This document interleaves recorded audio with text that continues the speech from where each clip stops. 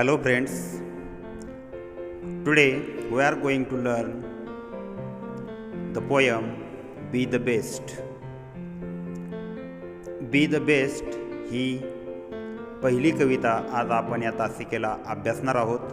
Given poem Be the Best is an inspirational poem written by Douglas. एक अमेरिकेतील कवी होते. त्याचबरोबर त्यांनी शॉर्ट स्टोरीसुद्धा भरपूर लिहिलेल्या आहेत. अशाच प्रकारची ही पोयम एक प्रेरणादायी कविता आहे. At first I read this poem. मी ही कविता वाचतोय, तुम्ही सर्वांनी लक्ष द्यायचं आहे. Be the best. If you can't be a pine on the top of the hill, be a scrub in the valley, but be the best little scrub by the side of the reel. Be a bush if you can't be a tree. Second stanza, if you can't be a bush, be a bit of the grass and some highway happier make. If you can't be a muskie, then just be a bass, but the loveliest bass in the lake. Then third stanza, we can all be captain, we have got to be crew.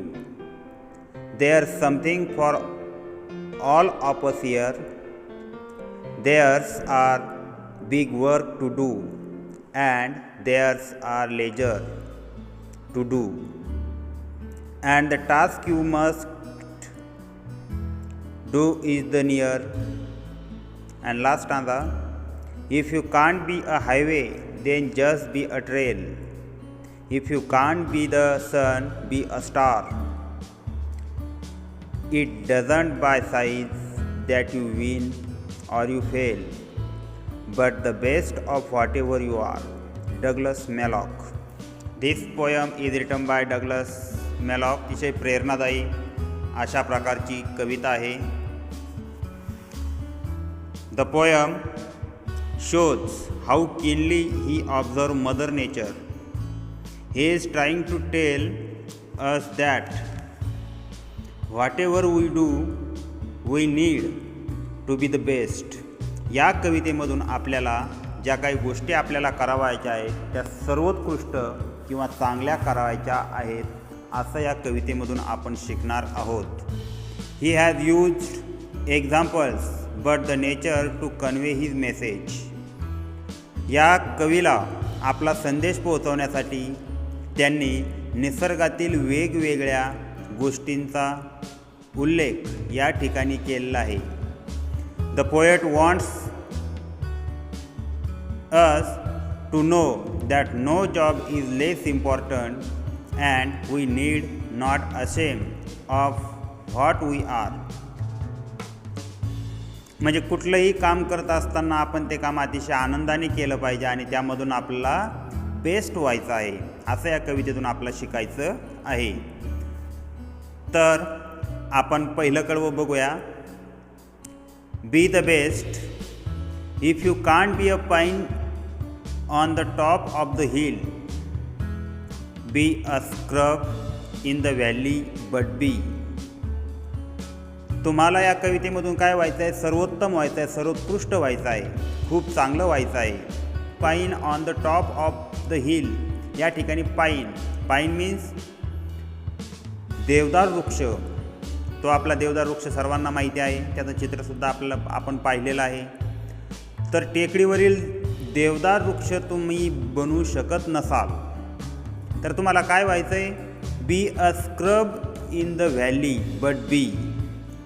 Scrub means या ठिकाणी अर्थ दिला आहे an area covered with small low plants. म्हणजे छोटे छोटे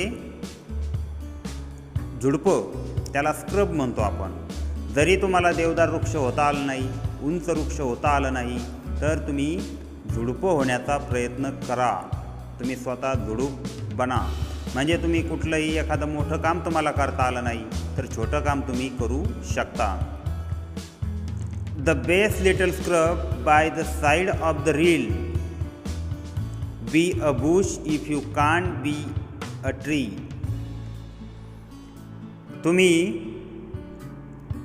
झाड बनू शकत नसाल तर झुडूप बना. या ठिकाणी रील या शब्दार्थ स्ट्रीम म्हणजे ओढ्याच्या कडेला असणारे झुडपं. जो काही झरा आहे, ओढा आहे, त्याच्या कडेला असणारी झुडपं तुम्ही पाहिलेले आहात. तर तुम्ही काय करा, छोटं काम करा.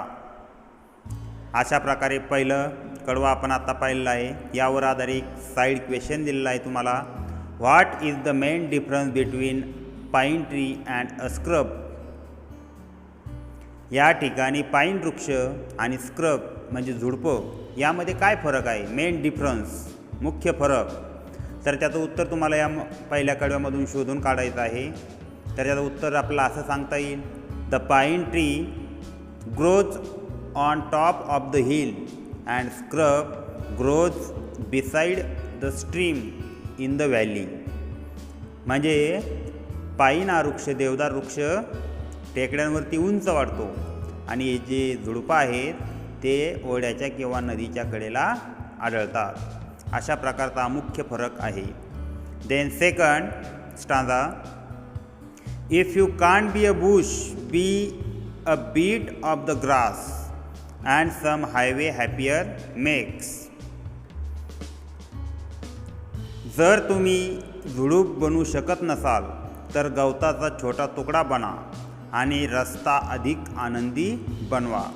पहा, अजून या ठिकाणी तुम्हाला पुन्हा सांगितले, जरी तुम्हाला झुडूप होता आलं नाही तर तुम्ही काय करा, गवत व्हा. म्हणजे त्यापेक्षाही एखादं छोटं काम करा आणि तुमचा रस्ता जो आहे, तुमचं आयुष्य जे आहे, तुम्ही अतिशय आनंदायी बनवा.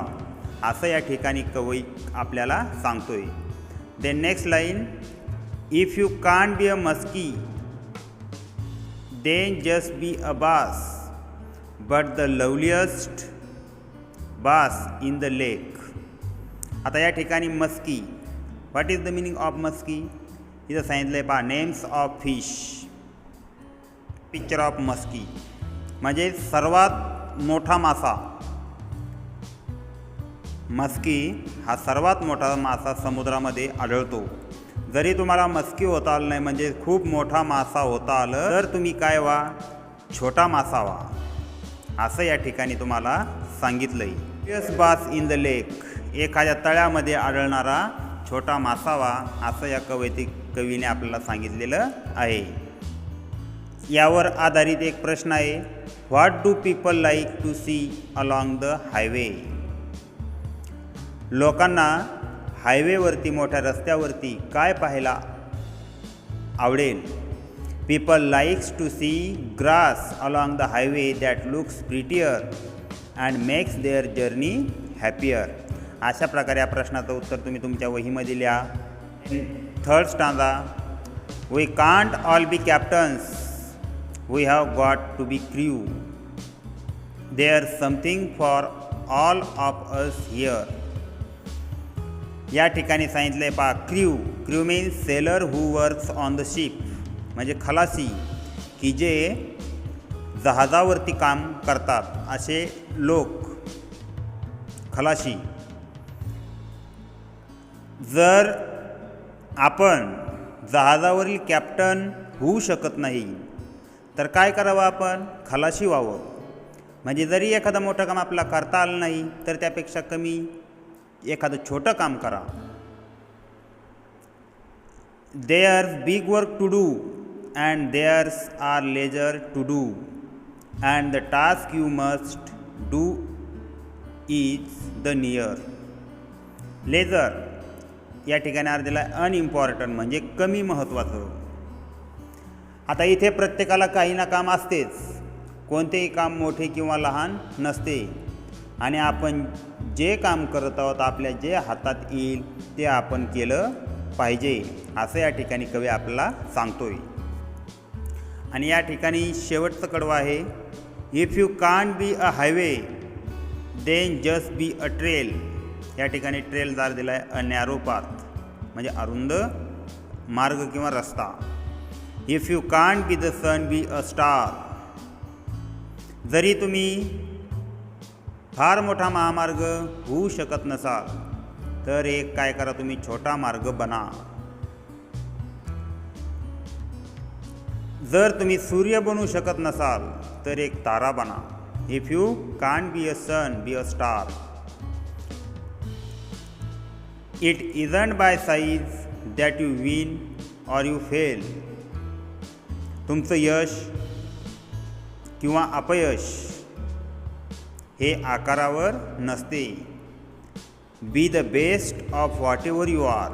तुम्ही ज्या क्षेत्रामध्ये असाल तुम्हाला त्या ठिकाणी सर्वोत्तम बनायचं आहे. म्हणजे कुठलंही काम छोटं मोठं असं काहीच नसतं. तुमच्या हातामध्ये जे काम येईल तुम्हाला ते करायचं आहे आणि त्यामध्ये तुम्हाला सर्वोत्तम व्हायचं आहे. खूप चांगलं काम करायचं आहे. म्हणजे या ठिकाणी कवी तुम्हाला सांगतोय तुम्ही अभ्याससुद्धा चांगला करायचा आहे. तर अशा प्रकारे ही कविता आज आपण अभ्यासलेली आहे. या ठिकाणी एक शेवटचा प्रश्न आहे. What is the message given at the end. तुम्हाला या कवितेमधून काय संदेश मिळालेला आहे. या प्रश्नाचं उत्तर तुम्हाला या ठिकाणी सांगता येईल. पहिला संदेश या ठिकाणी मिळाला आहे तुम्हाला, if you are doing best in the field then success will be yours. तुम्ही एखाद्या क्षेत्रामध्ये सर्वोत्तम म्हणजे खूप चांगलं काम करत आहात, तुम्हाला यश नक्कीच मिळणार आहे. आणि अजून एक सांगता येईल, whatever job you have to be best. Whatever job you have to do your best. कुठलंही काम करत असताना तुम्हाला सर्व शक्तीपणाला लावून ते काम करायचं आहे आणि यशस्वी व्हायचं आहे. अशा पद्धतीने ही कविता आज आपण अभ्यासलेली आहे.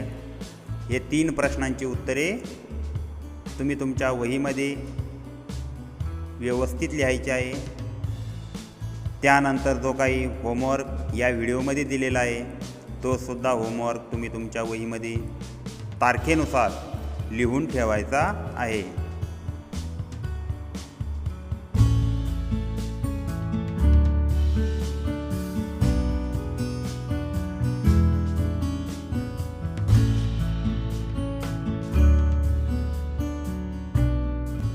चला तर विद्यार्थी मित्रांनो, आज आपण या व्हिडिओमध्ये थांबूयात. Thank you very much.